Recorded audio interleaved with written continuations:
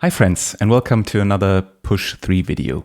In this video, I want to talk with you about 5 features that I would like to see on the Push 3 standalone and also on the computer version. Because although I think it's already a great device, I think there's lots of room for improvement. So without further ado, let's jump right in. First feature I'd like to see is that the CPU usage is shown in the settings. So I have this project here now playing, and if I go to the settings tab here, the status, you can already see some nice information. So for example, you can see the battery power that is left, you can see how much storage you have left on the Push standalone, but what's really missing right now is the CPU usage, because the more you do on the device, you can really feel that from time to time it gets a little bit more slow to respond to the things that you are doing on it.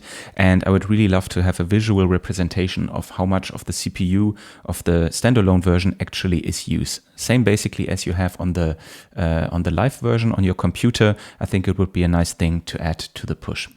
Feature number 2 that I'd like to see is not really a feature, but in general, a better implementation of the synths and the effects that are on the Push 3 standalone.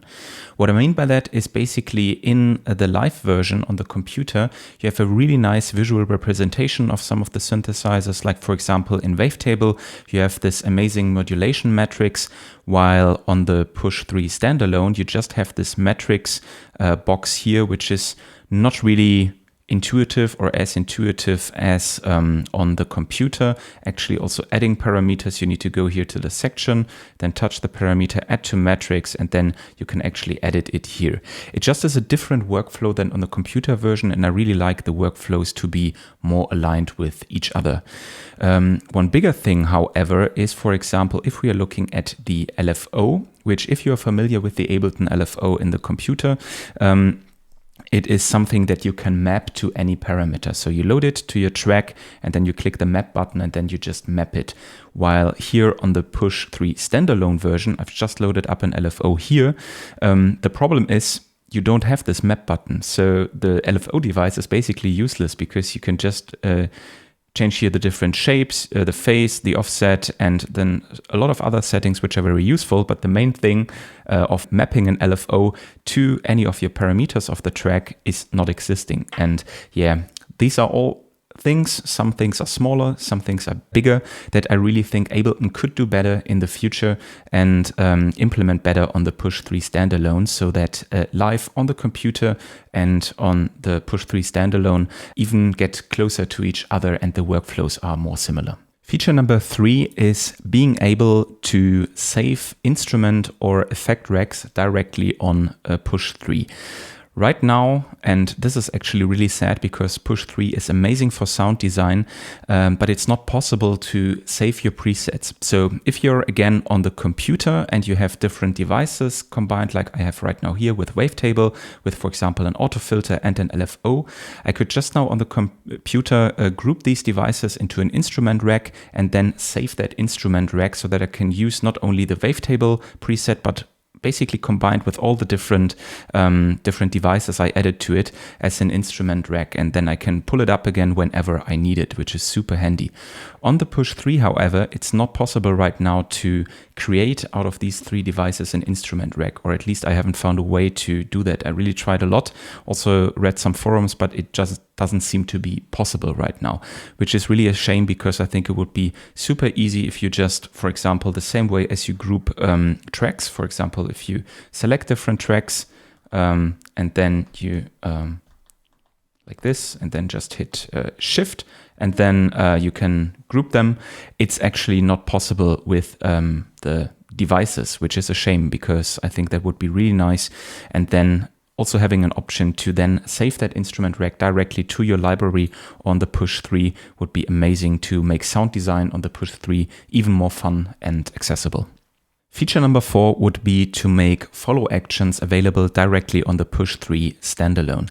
Just to give you a little insight, follow actions in Ableton Live basically is a command that you can apply to scenes that basically says after, for example, 8 bars, another scene is triggered. So for example, you have scene 1 playing and it plays for 8 bars and then it switches automatically to scene 2, which kind of like is a little bit of the song mode that different machines have, like for example the Electron machines. And currently that's working great in Ableton Live, and you can also sets that have follow actions and you basically move them to push 3 standalone. They are still working. However, it's not possible to do that directly on the device. And I think this would be really handy when you're working on a track, or for example, also a live set that you do on push 3 standalone, and you really want to implement that feature. And I think one nice way to do that, for example, would be, let's say I have these two scenes playing. This is the first one, and this is the second one. And I think one nice way to do that also with this new visual representation of scenes here is actually that I can go in here, press Shift, and then this button here, which triggers now scene 1. And it would give me now an basically another window with different options where I can dial in the scene settings. So for example, that scene 1 after 8 bars moves automatically on and triggers scene number 2. And of course, there's way more flexible things that you can do with follow actions. Just another thing that's not implemented on push 3 yet. I also talked about this with the Ableton support, and they confirmed that they are looking into this. But as of now, there's no way to to basically do that and to use follow actions, which I think is a real shame, because push 3 standalone is really missing something here. And the last feature I'd really like to see is making it possible to rearrange tracks on your project in the same way that it's possible to rearrange effects. So what do I mean by that? Let's look here into this hi-hat group, and you can see I have different tracks here. As of now, it's unfortunately not possible to move the order of these tracks. So basically, as soon as you have a track created, it's not possible, as in Ableton Live, the computer version, to move the tracks and have a different order here. However, for effects that is possible. So I'm just here into this effect track.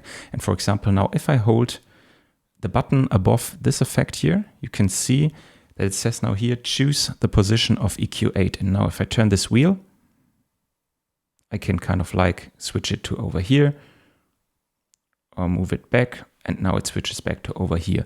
So it's a really nice way for a signal flow to pass through your effects, to change the positions of the different effects, and of course create different results.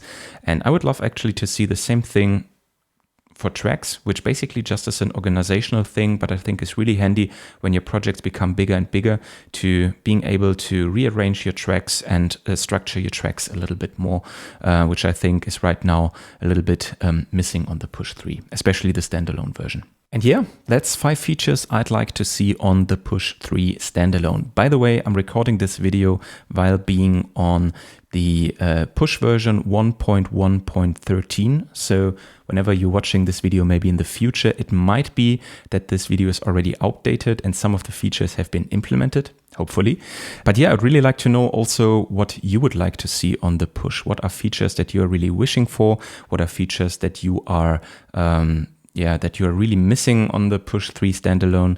I know there's also lots of bugs. I'm experiencing some of them too, but I excluded these from this video because this should really be a video about feature wishes and not about bugs, which I think are already heavily discussed on the forums. So yeah, let me know in the comments what you would like to see on push 3, and also what other push 3 content you would like to see from me. And yeah, I think there's some nice wishes now for the Ableton Santa Claus to bring us some nice presents in terms of firmware. And with that, I'm wishing you all a great Christmas and Happy New Year. And yeah, stay well and see you very soon. Bye.